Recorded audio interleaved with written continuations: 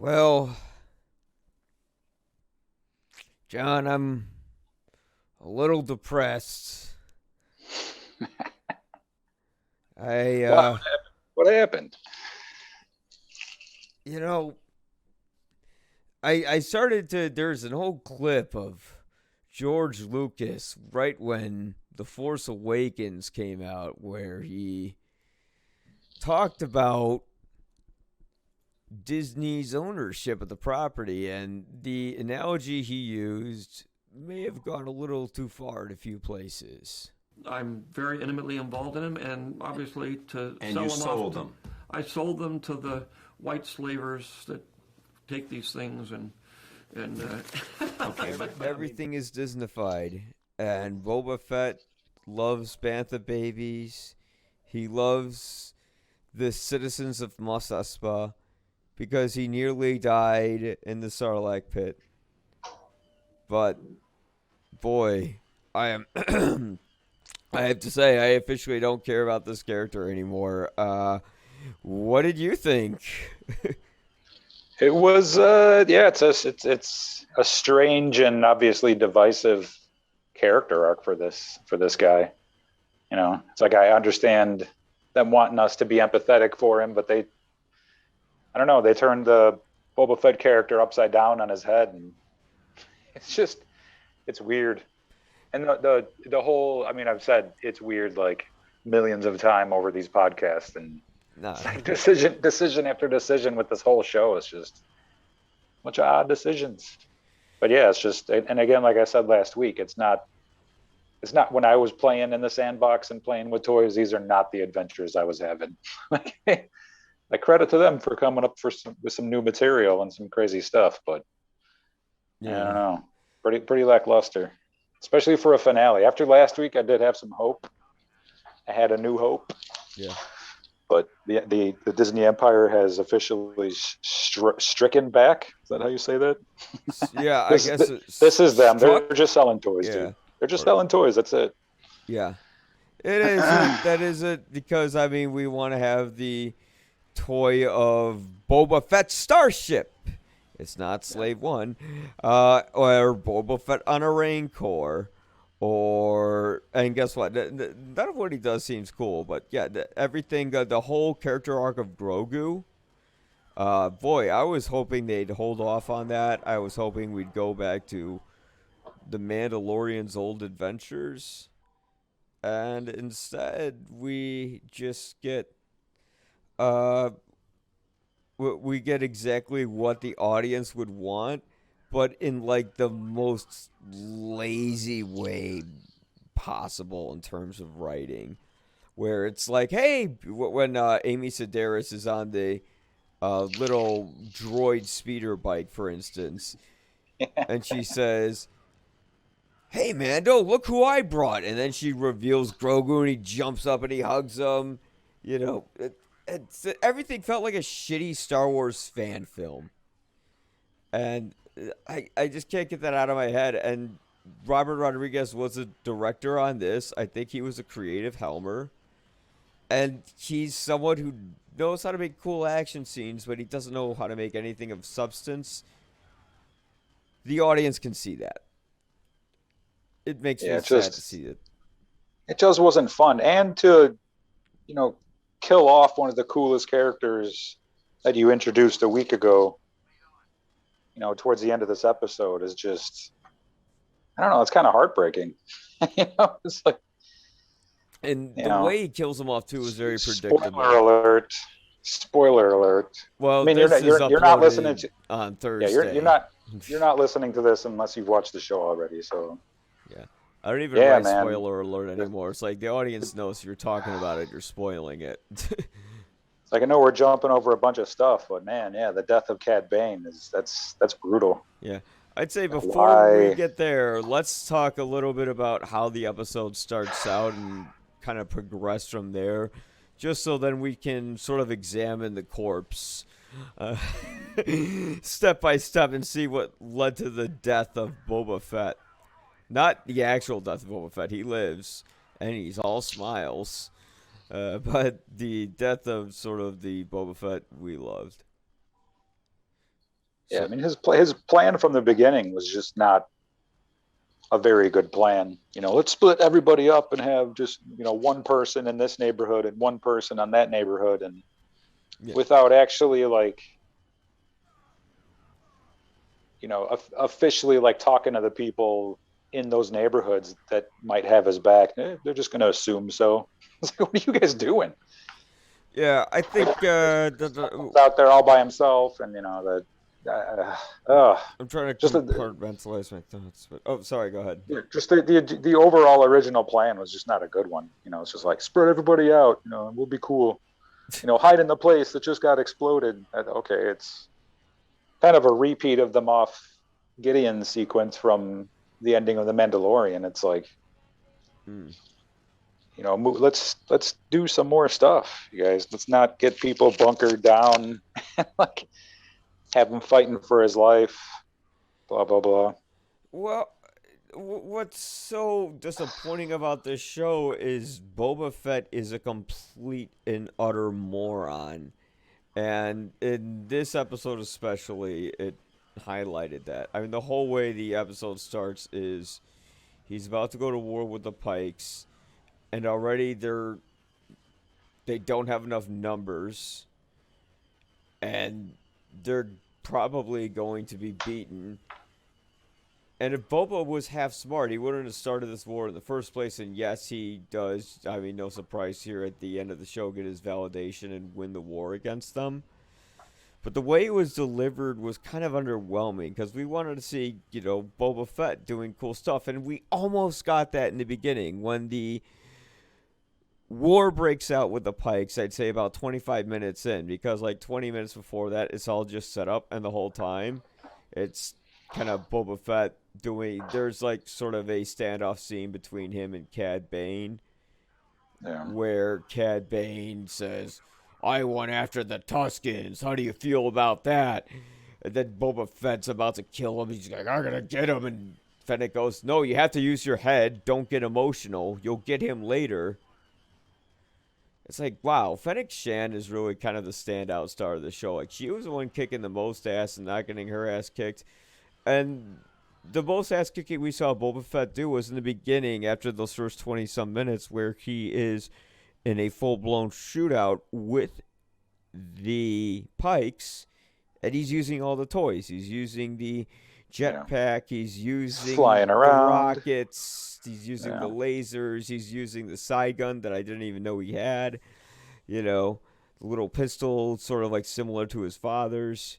Yeah. And then immediately, we have two gigantic robots come into the frame. And Boba Fett flies away, and we're like, oh, gee, I wonder where he's going to go. Odd decision. And he doesn't come back with what you think he's going to come back with, which is an established weapon that he has. He doesn't come back with his spaceship. Mm-hmm. He comes back with something else to help him win the war on the tiny little droids that are bigger than. Yeah. Well, he comes up with the Rain Corps, which is just kind of like underwhelming. Like, I didn't think, of all things to connect to Boba Fett, they would have gone with the Star Wars Holiday Special. Yeah, they literally should have taken the extra step and just having Mando giving him his long gun. I think they could have taken so an they could extra recreate step it. It's like they could have taken their extra step like you do and read the fucking bounty hunter book series. You know what you're referencing. Maybe you might we as well should do this. Maybe we should go off the expanded universe more, because that, like, whenever they pluck from that, they get really good results. And then when they don't, it's like, ugh, this is dull. Like, because the expanded universe wasn't just like dumb fan fiction, as I'm learning. Because when I was a kid, I never knew about the term canon. I never even thought about it, because to me, I just figured if it wasn't in the film, it wasn't part of the film. It was just something like a guy wrote and people published, right? And now I learned, oh wait, no, that was actually part of the story and counted as it. Oh my god. Well, if that did and Disney got rid of that, they did come in this haphazardly, and I think I could have waited years for. I mean, they did that from day one with The Force Awakens. They pretty much rehashed the first three movies and are just like, hey, you know what's going to sell? the first 3 movies, you guys. Yep. You know, talking out of the side of their mouths. You know, hey, you know, it's going to sell really well. You guys, it's the first 3 movies. Let's just put that in the first movie, and you know, we'll go from there. And they didn't. They just, you know, continued to drop the ball that was already on the ground. It's like, oh my goodness. And yeah, it's like we didn't get any of the continuation that we thought we were going to get at the end of the Clone Wars. Like the end of that series was some of the best Star Wars available to mankind, and it's like, yeah, you do kind of have to suffer through a little bit if you want to watch the entire Clone Wars series, but you can go back and maybe just watch that last season, and that's some really good stuff. It's compelling drama. And yeah, that's, you know, that was Disney. They did that. And then to continue with the Bad Batch and the live action, you know, granted, you know, the Mandalorian was fun, but it does have its limits, and we can obviously see that now with the Boba Fett shows, that like, the Disney Star Wars situation is extremely limited. Like, yeah, you know, Fennec Shand comes in towards the end and murders a whole bunch of people, and you know, hangs a hammerhead dude, which, you know, is a little over the top. Honestly, she, you know, just but yeah, it's like they just can't handle the dark side, like you said last week. They just can't handle the dark side of it, and they had to go ahead and completely change the character of Boba Fett to make him relevant in their new Disney franchise. And now here we go. This is the guy we got. Yay. Yeah, I think he could have just made that guest appearance on The Mandalorian, and then we could have just left from there. That could have been it. Yeah, you know, that would have been fine. I mean, even him not even helping with the kid, I would have liked that even better. He'd been like, okay, I helped you, bye. You know, it could have just been that one episode, but give me back my Alma, and then that's it. Like, he's off doing his own stuff, and we just have the story of Boba Fett continues in our own heads instead of this toy selling. I don't want to call it nonsense, because it's still Star Wars, and there's some stuff that's cool in it, but for the most part, it's nonsensical. It's boring. And that's the main problem. Like, I don't, you know, whoever Cad Bane was, like, we're introducing him to the audience for the first time, right? We're not just introducing Cad Bane in that last episode to the Clone Wars fans. We're introducing him to people who don't know about this guy. Yeah. And we got to sell him on him. And they did that. You know, I remember Don Shanahan from Every Movie Has a Lesson, little plug there, was on Ian Simmons' show, another plug, where he's saying, I don't know anything about this guy, but who is he? This is fascinating. And now they just killed him off. It's like, well, what? This is the problem Star Wars has always done. They did that with the Book of Cad Bane. Yeah. Don't. No. Don't bring Cat, because I was thinking if the demand's there, they'll bring him back to life. They always do. They're gonna bring Mace Windu back, and I'm sure they have a season 2 for this character planned. And I think long term, he'll probably die.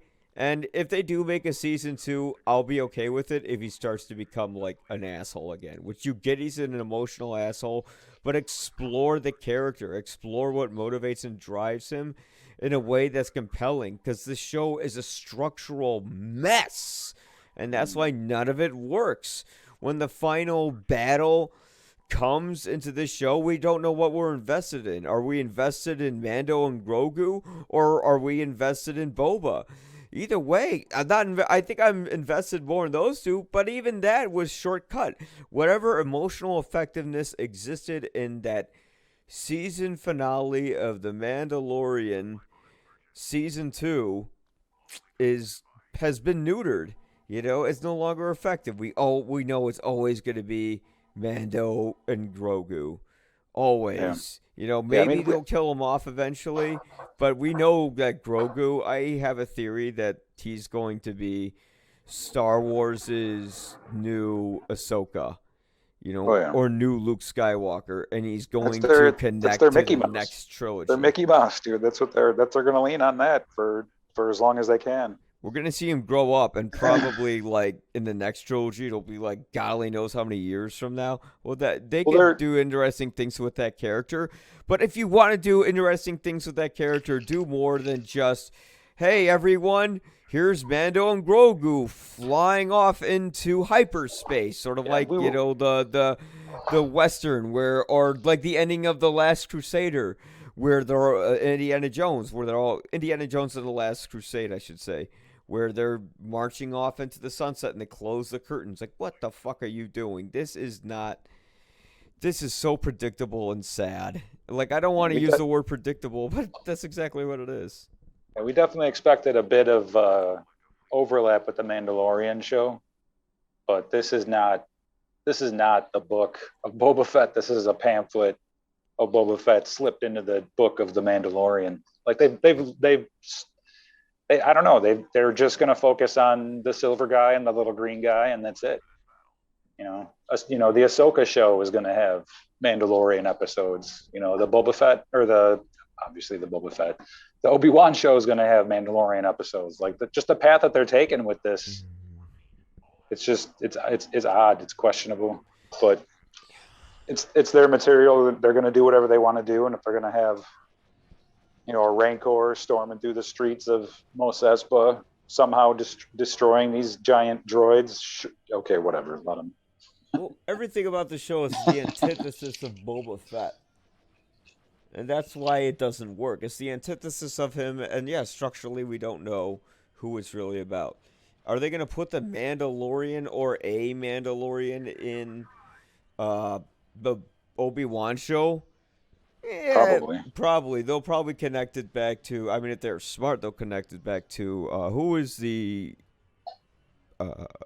ruler, the queen, the whatever of Mandalore that Obi-Wan had a relationship with before. Yeah. Is that Mara Jade? No, that's not Mara Jade. Mara Jade is a character written in the expanded universe. Yeah. She exists in the Clone Wars, and her arc is that Obi-Wan once had a relationship with the now ruler of Mandalore, who ends up, I'll just leave it at that. Check out the Clone Wars to find out what's happening to her. But just Google Obi-Wan Mandalore girlfriend or Obi-Wan girlfriend. Yes, that's right. He had personal connections as well. And that's one of the things that the Clone Wars explored that was kind of interesting. But what do we explore here with Boba Fett that's interesting? Nothing. He's just an action figure, like you said. Not much. Yeah, I mean, he has a fortress that he could have defended himself well in. He chose not to use that. He has a spaceship that he could have used to help himself with the big giant droids that were given a problem. He chose not to use. He's just, I don't know. He's not a super smart dude. I don't know. Maybe we fed a little bit too much into his character from the, 4 lines and 7 minutes of screen time over 3 movies or 2.5 movies, whatever.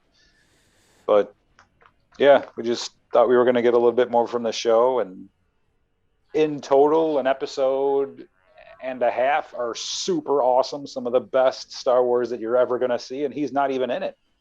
Yeah. He's not even in it. He's a side character in his own show for the best parts of this show, which is... including the finale. Like, yes, he is the main part of the finale, but I would say half of it is focused on the Mandalorian, which is a fundamental flaw. And then when it does focus on Boba Fett, we're not interested in him because he's just such a cardboard cutout good guy that he's dull to watch because Disney can't explore the bad guys.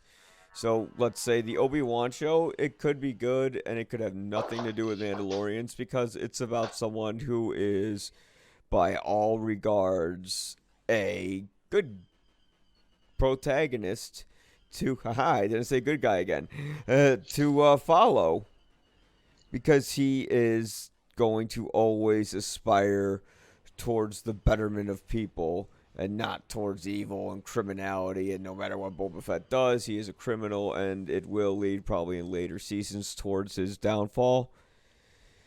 But still, because he's a criminal, I think Disney wants to depict him as an idiot in a way. Maybe that's an intentional choice, but it's a very questionable one. Why is Boba Fett so idiotic? Why does he use a Rancor when he could use Slave One? Why does he almost get emotional when someone mentions a group of people he knew for what, like a week? Mm. You know, like, does he have a deeper emotional connection to the Rancor? Or, I'm sorry, to the Sand People than he does to his own father? As a matter of fact, maybe that's his character flaw. He gets too emotional and he makes mistakes. But if you're going to go there, then go there. I really was having so much hope when they kept flashing back to Camino that we'd have him explore why he thinks he is not just another clone. You know, because that was the whole controversy with his character in the first place, is that he is just a clone now because because George Lucas rewrote it where the entire army was based off of his father's DNA. And how do we prove that he's actually Boba Fett? And there's nothing here that makes me go, oh, wow, yeah, this guy's a legend. Like, no, I don't see how he's any different than, like, Rex or any of the other guys. Who was the guy who, like, commanded under Kenobi, who, like, shot at him when Order 66 came through? Cody. Well, Yeah. yeah, say he's not even like the culmination of the Bad Batch characters. He's just, I don't He's know. uninteresting. He's dull. And yeah, his motivations are weak. And he's not intelligent, which is really sad because we always thought Boba Fett was the guy who could one up someone in a situation, right? Yeah. And we thought, oh, maybe they'll surprise us with the show and Boba Fett will prove himself to be correct in the end. Which, honestly, that only happened because he knew Fennec. Without her, She was running the whole show. She was running the whole running the show the whole time. She was. Yeah. You know, in the beginning, she's like, "This is the plan. We're gonna have everybody split up." You know, like what do you? You know, 2 seconds into the modders, you know, suggestion that they should stay there in the bombed out cafe. He's like, "Yeah, all right, let's stay here." And Fennec's like, "No, let's go back to the." So it's like, who? Why are you so wishy-washy and flippy-floppy, Boba Fett? It's like you're so easily swayed by people that make terrible decisions around you. What are you doing? Because I don't know. I think I have a theory that maybe it was because Robert Rodriguez was probably given like full creative control of the show. Yeah. And he's very good at style with Sin City or Shark Boy and Lava Girl. He's very good with action, with Desperado, and what was the other one? I was thinking like Once Upon a Time in Mexico. But you know, this is something where I feel like it's a mixture of Shark Boy and Lava Girl and Desperado, where the action is very underwhelming. The big payoff with this action-driven Robert Rodriguez Boba Fett show is a monster Godzilla movie where a Rancor is fighting basically a giant droid decon, and then Boba Fett ends up winning a duel with a character we just met that, yes, the fans of the Clone Wars might find incredible, but I mean, something that would have been far more, I would say, fascinating, fun, exciting to see would be if it was IG-88 or something like that. Someone who's a real threat, a real legend, right? Especially since we saw what IG-11 could do in Mandalorian. Imagine what 88 could do if you introduced him to the screen and then you kill him off immediately. Because you can always rebuild droids. But here, it's like we introduce this cool character, we kill him off, and that was Boba Fett's big moment. His big hero moment was a, wait, why'd you do that moment?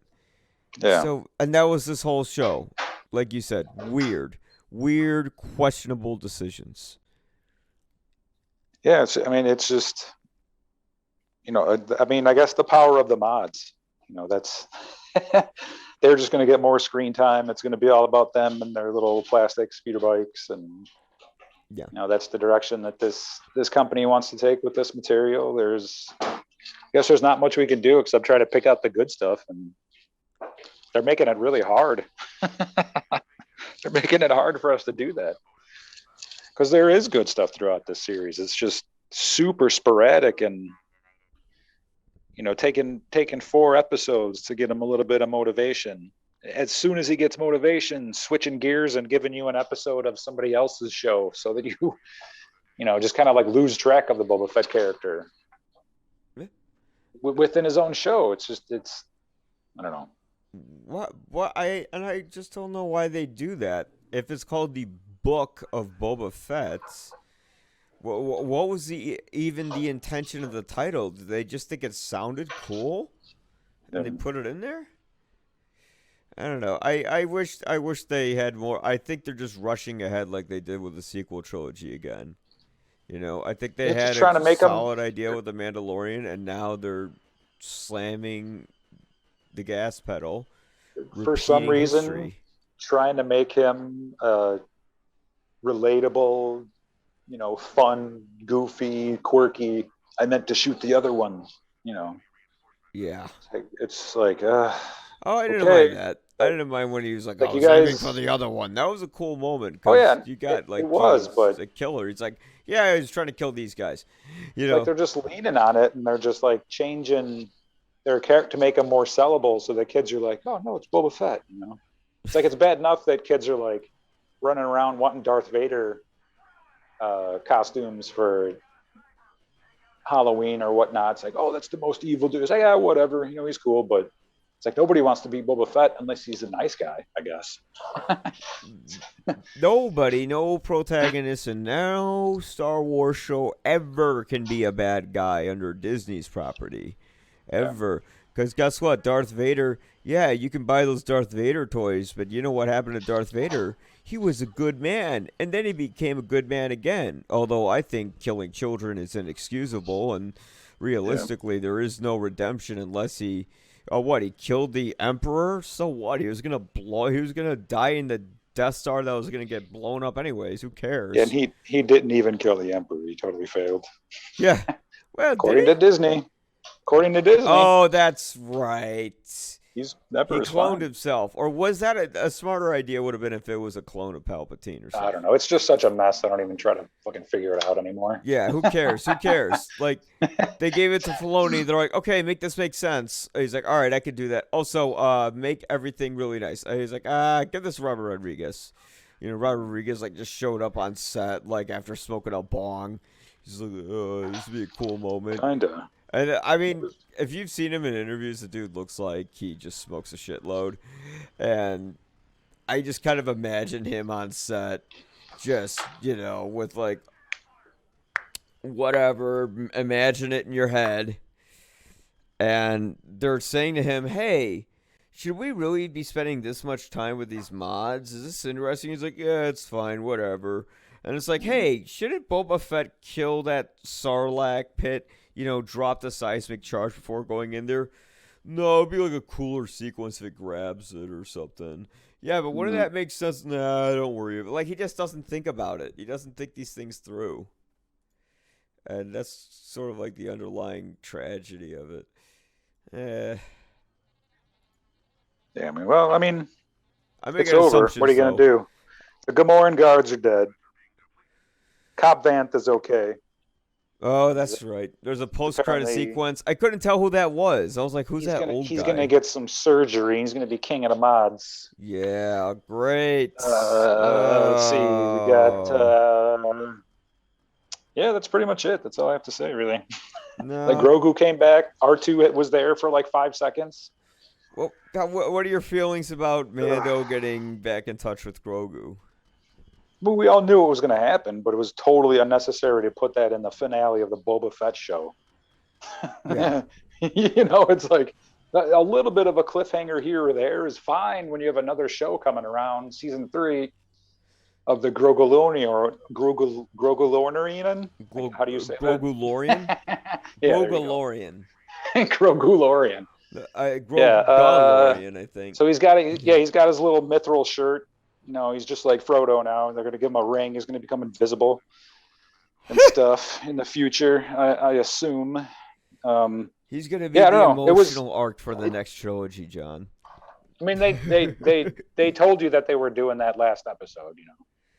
Like, make your choice. Take the T-shirt or take the little cheese slicer, a little sword, little electric sword. He's coming back for that sword. Yeah, eventually, absolutely he is. It's wait till we see the next trilogy when Grogu is like an adult. He's not a dummy. Yeah. And Luke said last week, he's like, it's more like he's remembering things than I'm actually teaching him anything. And that's what's going to happen over the course of the season 3 of The Mandalorian is, he's going to start, grow of the Grogalorian. He's going to start remembering stuff, and he's going to have his own back to tank flashbacks. And, I don't know. We'll see. But yeah, my prediction for that show is that we find out that it was actually Vader that saved him. Didn't actually save him, but he was like on a mission to go get him. Nah. And that's the 501st gunning down the Jedi. I'd say that's too clever. That's my prediction. That would be a super cool thing. So if you guys are listening, write that in. It would be fun. Be like, how'd they get their hands on Grogu? How'd he get away? It's like, it wasn't Mace Windu that was saving him. It was actually Vader was there, and he was captured immediately, and they've had him since the temple, and he's just, of course he was scared shitless if Vader shows up standing behind, a dozen blue stripe 501st clone troopers that just murdered three Jedi right in front of you. You're going to be scared. You're going to want to forget some stuff. That's my prediction for season 3. Yeah. Write it in, people. Well, I'd say that's a little too good. Clever. Yeah, no, they're never going to do it. No, it'll be Mace Windu or something like that. Just like having Bosk show up, or like a familiar character show up in the Boba Fett show, or having Boba Fett a consistent character in the Boba Fett show. That's too predictable. It's never going to happen. Shit, I'd even take Bandage Man. I don't remember his name. I don't remember anybody's name. Dengar, dude. Yeah, Dengar. Yeah, they had. I mean, he has friends in the galaxy. Dengar is one of those friends. Yeah, and they just didn't. Where's the muscle, Boba? He's like, now I'm just thinking about it. He's like, we need to find muscle. I don't know anybody. We don't. Exactly. Oh, I know who to find. The Mandalorian. Where's your buddies at? You dumb fuck. They're in the galaxy. You worked with them. You stood next to them in the Empire Strikes Back. Yeah. Fuck. He was friends with Bosk in the Clone Wars. Like, they had a huge relationship in the Clone. I mean, not a huge relationship, but they had interaction in the Clone Wars. Yeah. In the books, throughout all of canon, Dengar and him go back and forth. It's a crazy ass love-hate relationship, but they end up being friends. Yeah. It gets me mad. I don't mean to get emotional, folks, but like that's what gets me so mad. It's like it's like we have all this up, man. I would have taken CGI Han Solo at this point. Fuck it. They don't even need to do that. Just bring us the dumbass from the new movie. I mean, I don't want to rip on him too much, but bring us the character from the new movies. Like, who cares? Just throw in the towel. No, the Han Solo character from. Just bring us that actor. The kid who you might as well. I'd actually, I feel bad for him in a way, just because like that was a very thing. It's like, hey, you have to impersonate an actor. Who? Harrison Ford, and don't sound like you're bored. Like, okay. Indiana Jones prequel TV show. Yeah, nobody does because it's too difficult to fill those shoes. That's just the way it is. The young but they Indiana might as well. Jones, that was a cute show. It was, but it couldn't have continued because it was just it's just too hard to fill those shoes. Like you want too much from that character, and you just can't deliver it. And also, like Harrison Ford, it's like, how do you impersonate sounding bored? Like, I'm not saying he's a boring actor. Like, he's perfect for Han Solo, but like no one else can really impersonate that. Like, because I don't know, it's a whole thing. But at this point, why don't we connect to any of the bounty hunters that Boba Fett knows? Jesus Christ, you want to give us good fan service? Good, cool. Cad Bane's fan service, cool. But this felt like fanboy service. having Boba Fett ride a Rancor, doing a Godzilla film, is not what I have in mind for a huge payoff. And it's also very underwhelming when the show tells you 3 episodes ago what it's going to do with Machete, Danny Trejo. Well, it was the Phantom Menace. That was the ending. It was the Phantom Menace. That's the. It's like they ended where they began. It was just cheeseball droids and no real emotion put into like who's getting saved here or that. You know, we lost some. I think we lost a couple people, and it. Aside from the Gamoran guards, I think one of the modders got shot, and it's like, oh well. Yeah, and we spent a lot of time with those modders in this episode. I was like, all right, they cut to them. Like, I think the modders are sort of like, I feel bad for the actors, and I don't want to lean too much on the modder hate just because I don't want to inspire people on the internet to start bullying the actors and stuff like that. No, God no. Yeah, but I mean, I just didn't like how. But I feel like they're going to be kind of like the new Jar Jar Binks, you know, of the Star Wars universe, because we're all waiting for the next thing everyone would hate, and this is it. And I mean, on the note of Jar Jar Binks, that's another thing where actually I never hated. I'm going to say something controversial, separate from this show. I never hated Jar Jar Binks that much. I was Darth Misa. Yeah, well, jeez. Yes, John does believe that Jar Jar Binks is a Fuck Sith. Yeah, I do. Watch the first movie real close. Yeah, well, we could just get this cat out of the bag. Why is Jar Jar Binks a Sith Lord? I just think that there's a lot of things in the first movie, if you watch it closely and you watch the way that people interact with him and the things that he does, he's hiding something. And the only thing that I can think is that what he's hiding is that he is the antithesis. I said that 2 ways, and they're probably both acceptable, of Yoda. You know, he talks all weird and blah, blah, blah to get you distracted, but he is a Sith Lord working with the fam. You know, and every single thing that he says to Anakin when Anakin's a little kid is to put doubt in his ear about Qui-Gon and Kenobi. When he shows up at the Gungan, I'll stop after this one. Watch the scene when the three of them show up at the Gungan. I forgot the name of the town, but the underwater Gungan town. Oh yes, yeah, I know. I just call it Aquarius. Yeah, watch the reaction of the townspeople as they walk in. Everybody is frightened to death, and they all walk away either very quickly or turn around immediately and like get away from those 3 walking in. There's no reason they have to fear the Jedi. Why the hell are they scared of those 3 walking in? And you know, there's a few scenes where the droids are. He's like doing some crazy stuff off screen, and the droids are watching him like climb these balconies and do all this insane, you know, Jedi type jumping around type stuff. In the very beginning, he's ducking, you know, grenades and tanks and all these things using this drunken master technique. So I really do think in the first movie that he was the like secret Darth Misa. He was going to end up being the turncoat and the bad guy that got into Anakin's ear. Well, here's the thing. I think in theory that sounds like fascinating to see. Oh man, yeah. But I'm worried on screen it would be silly. So of course it would. Yeah, Yoda's an extremely silly character when you look at him. It's like, oh, it's a super powerful, weird talking, blah blah blah dude. It's like, yeah, you're gonna get that, but a bad guy. Yeah, but it's like that one would just feel a little too much. This is kind of like it's a reach. I'm not saying it's not a reach. It's definitely a reach. It feels like fan fiction, but it's like the kind of fan fiction that you would that you would get with this show, where it's like, wouldn't it be cool to see Boba Fett on a Rancor?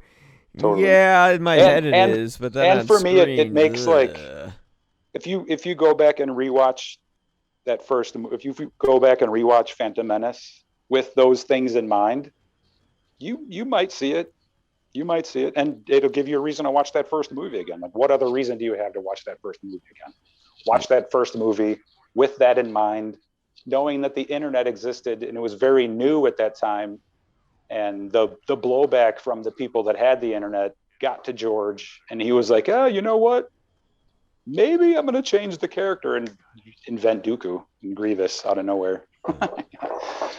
Well, you know, and another thing is I honestly think that the Grievous armor was intended for Jar Jar. Like, Kenobi was going to do something to him in the beginning of the second movie, and he was going to end up being forced into that armor. And it's all, again, a part of Emperor Palpatine's huge, crazy plan where he just takes baby steps. You know, step one was Maul changing him, or basically, like, you know, focusing on his rage and making all that happen. Step two would have been the robot thing, like seeing how much of a Force user he could replace with a robot. That's Jar Jar to Grievous. And then part three is the Vader sequence, and that's both of those things combined. And what a build up, yo. That's just my head. That's just that's the sandbox that I've been playing in for 40 some years, whatnot. But yeah. Well, Darth unfortunately, Misa. we don't own the property. Someone else does, Nope. and I would not want to see Darth Misa, but I never minded Jar Jar Binks, as a kid. I think because I was a kid when I saw it, and then as an adult seeing it, it didn't bother me still because I was like, well, Star Wars always had silly stuff. What about C-3PO? What about you think about it. You see that first Star Wars movie, and with C-3PO, he's just complaining the whole time and screaming at the camera. You know, he's like a robot Amy Sedaris. It's just absolutely just that's exactly what I wanted to see. Amy Sedaris screaming at the top of her lungs. But with that in mind, though, here's the thing. It's like this is the kid version of fan fiction where you kind of have like the adult version of fan fiction, which will never get that unless Warner Brothers owns Star Wars. But unfortunately, Disney does. And I'll say this. I still have hope that there will be some phenomenal material. I think Obi-Wan, because he's inherently a good character, will get compelling drama with him. I don't know why they're doing a season 2 of Andor when we haven't even seen season 1 yet. Right. Which is He's dead. He died years ago. Yeah. They should have just retitled Rogue One The Suicide Squad. Yeah. But I did steal that joke, but whatever. At least I admitted it. I'm not Carlos Mencia. Take that. All right. But I'm getting sidetracked here. What I'm trying to wrap up and say is we have some material that's exciting, but it's only going to be from the good characters. You know, all the characters who are good in their hearts, which you're not going to get with Boba Fett and all that. They got to make him nice, and that's the problem. Yeah. Don't focus on the bad characters. Just focus on the good ones. And with that, everything's going to be very limited. I implore everyone to look up Freddie Prinze Jr. Star Wars is for Kids. He played Kanan Jarrus in Rebels, and he basically made the entire philosophical argument as to why Star Wars is marketed and made for children. And unfortunately, yeah, we can get good material, but we're not going to get it with Boba Fett. And if you want to see cool stuff from characters like this, forget it. Yes, they brought him out of the Sarlacc pit, but they also made him a complete idiot. And that's the thing. If you want to make him a badass and a good guy, fine, whatever. I don't agree with it, but don't make him a badass and an idiot, but a good guy. And speaking of Rebels, there was a lot of substance in that show. There was a lot of substance in the Clone Wars, the animated TV show. There was a lot of substance in The Mandalorian. There just wasn't with this show, and that's what's surprising. Yeah. You know, with the Boba Fett show, you thought they were going to like crack open that Star Wars book and delve in and just, you know, give you the Dengar, give you the boss. Yeah, we got Cad Bane. Yeah, we got some CGI huts that look terrible. It's like, yeah, we got some cool Star Wars stuff happening, and we got to see him climb out of the Sarlacc, and we got a couple of really cool scenes. He's got a Wookiee buddy now instead of, in Empire Strikes Back and Return of the Jedi, he was running around with Wookiee braids because he was, a Wookiee hunter, and he killed a whole bunch of Wookiees, but now he's got one on his team. Let's erase that bad guy Boba Fett, and let's give him somebody sympathetic, a sympathetic goofball that can sell toys. And oh, dude, it's just again, we keep saying it's weird, odd, weird decisions that they make with the show. And I guess it's just not ours. It's not our Star Wars anymore. It's not for us. Everyone was excited. We'll just read the books and watch the old movies and remember what was what when it was. Yeah. Well, maybe Star Wars should have just existed as 3 films. I'm not going to say that because you know what? You kind of have to love it all, and you can always write good material around it. It's sort of like being a Star Wars fan is like going through a grieving process. It's like you're very excited, things are going well, and then something comes out, and I'm like, what happened? They killed Darth Vader. He's a wuss now. What happened? They killed Boba Fett. He's a nice guy now. But then once in a while, you'll get the Clone Wars. And it's like that Dumb and Dumber scene where it totally fails and then redeems itself. And you can do that. And I have hope for Obi-Wan. I'm very curious with this Andor series. Why would it even get a season 2? But I'm afraid Disney is hitting the gas pedal too hard. And I just hope they're not doing that with Obi-Wan. But considering who the executive producer is behind it, who was responsible for the most substantive episodes of The Mandalorian, I believe her name is Deborah Chow, but please correct me if I'm wrong. I think we have some exciting material coming, but this makes me sad. They neutered Boba, and now he's never ever gonna come back the way he once was. Yeah, I mean, we'll see. He's definitely not the ruthless, cold-blooded killer that he's been quoted to be by other ruthless, cold-blooded killers, of which he murdered. Yeah, I don't know. We'll see what happens going forward. Well, I hope if they do have a season 2, they heed our words. They haven't already planned a season 3. And maybe Boba Fett's downfall, because there is sort of that allegory that he will have a downfall if you follow, your philosophy and your Greek tragedies and all that. There's an image when the guys at the sticks attack him, and he drops the helmet and the credits fall out, that he actually will be, he'll die because he starts to lose his honor and loyalty and starts to fall back on the person he was. Because Cad Bane does say continually in this episode, like, I've known you for years. You're a murderer. You're a killer. Like, you don't give a shit about anything, right? Essentially. Like, you're the Boba Fett the fans want to see. And you're not this guy. If there's some kind of plan where he is that Boba Fett, or they do make that plan, great. But don't have Robert Rodriguez involved. I can't believe I'm saying those words, but don't have him involved. He doesn't know how to handle substance. Dave Filoni does. Yeah, I mean, if there is a season 2, and no matter what they do with the Andor or the Ahsoka or the Obi-Wan, like the one thing that I will always have for Star Wars is hope. Yeah, I will always be hopeful that, we're bitching about it now, but there are like grains of good stuff in this series, blah blah blah, and we're going to look back and say, yeah, those parts were kind of cool.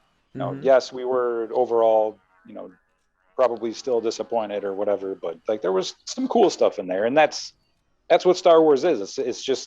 We're just going to get a glimpse of their world, and it's not going to be what we think it is ever. There's going to be cool stuff that we like. There's cool stuff in that very first movie that I like. There's dumb stuff in the very first movie that I don't like. Yeah. So it's just going to be like that for here and all out. And I'll have hope going forward that there will be, like you said, good stuff coming from these people down the road, because it's there. The material is there. That the acting and the behind the scenes squad is fairly close to on point for the most part. There were some goofy shots in this episode that I could have done without, but episode 5, absolutely gorgeous. That's the kind of Star Wars that we want to see going forward. Right. I don't even care whose name is on the series. That was a beautiful episode. Bryce Dallas Howard, gorgeous. Absolutely. Yeah. I just hope we can get some more stuff like that. I did actually quite enjoy the book of Book of Banthas episode. I'm trying to think of what's the Kevin Costner movie? Dances with Banthas episode. Oh yeah. Yeah, but boy, they really leaned in on that, and they made him an idiot in this show, because like the way I'm gonna stop, because I've made that point already, and I don't want to go further with it. I'm just gonna kind of wrap it up and say, yeah, Star Wars in the end, we'll always have hope, and we'll be emotional, because being a Star Wars fan is like being in a relationship, and you got to be there for the good times and for the bad times, and just kind of work it out. And eventually, I hope everyone will, but right now I'm not. To quote Han Solo, I have a bad feeling about this.